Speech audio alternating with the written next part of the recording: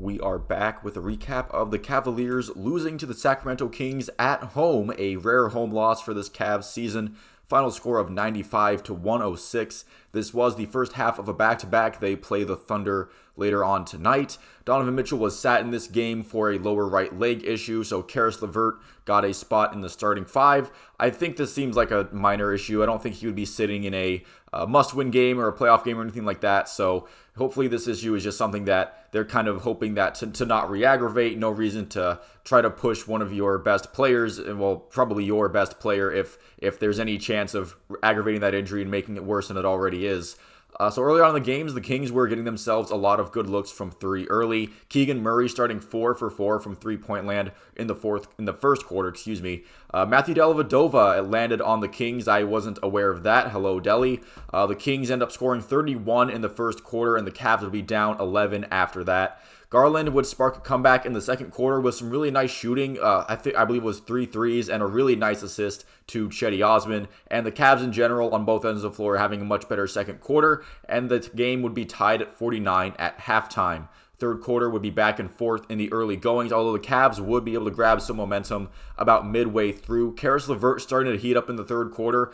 The three-point shot wasn't really falling for him last night, but he was doing a decent job driving to the basket and getting some points there. I know there was a ridiculous layup that he had where he was spinning around and he got some rotation on the ball, and just it looked like a circus shot, but it looked like a really controlled circus shot. Like he knew what he was doing.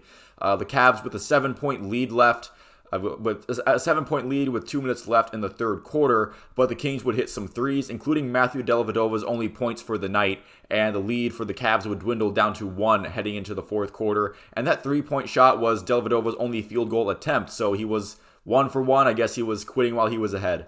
A couple of alley-oops from Sacramento early in the fourth quarter. The Cavs would grab momentum back. However, some nice shots from LeVert and Cedi Osman. They would take an 8-point lead with less than 5 minutes to go. Sabonis for the Kings, who had been good all game, had some really nice defensive possessions that led to Sacramento getting some points. And then Huerter, his three-pointer would put the Kings in the lead. Keegan Murray hitting a dagger three-pointer to put the Kings up by 6 late in the game. The Kings would finish the fourth quarter on a 19-0 run, and the Cavs would lose 95 to 106. That's how you get to the final score, even with the Cavs leading by a decent margin, kind of midway through the fourth quarter. A 19-0 run eviscerates that. Another fourth quarter collapse by the Cavs, but the Kings, credit to them, they did continue to make plays, and they did give themselves some good looks. I thought they rotated the ball kind of well and had a lot of three-point shots where the Cavs defender was kind of late closing out. Harrison Barnes also having a really good game for Sacramento. I think he finished with 20 points.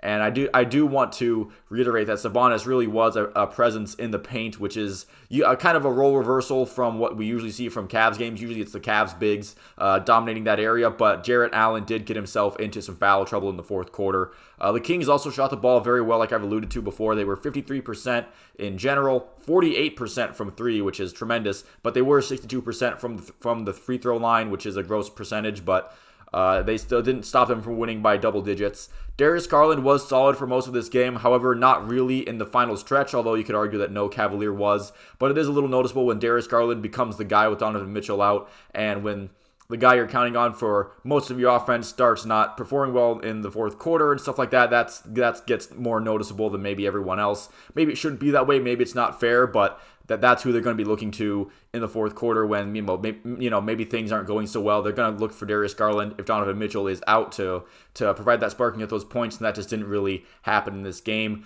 Although you're not going to win many games against anyone in this league when you let them go on a 19-0 run to finish out the fourth quarter. Yeah, this was a bit of an ugly finish to the game for the Cavs. It's something you don't want to see really ever. Even if you can argue that the Kings, they earned all their points that they got. You would at least hope that the Cavs would score at least some points in between them having an 8-point lead and then the game pretty much being over. But instead, they did, again, a 19-0 run to end the fourth quarter. That's kind of stinky, and that's really all that needs to be said for this one. Hopefully they can pick themselves up and rebound tonight against the Thunder. So thank you all for watching. If you made it this far into the video, please feel free to leave a like and a subscribe if you enjoyed it. Let me know if you have something to say in the comments, and I will see you at the next one.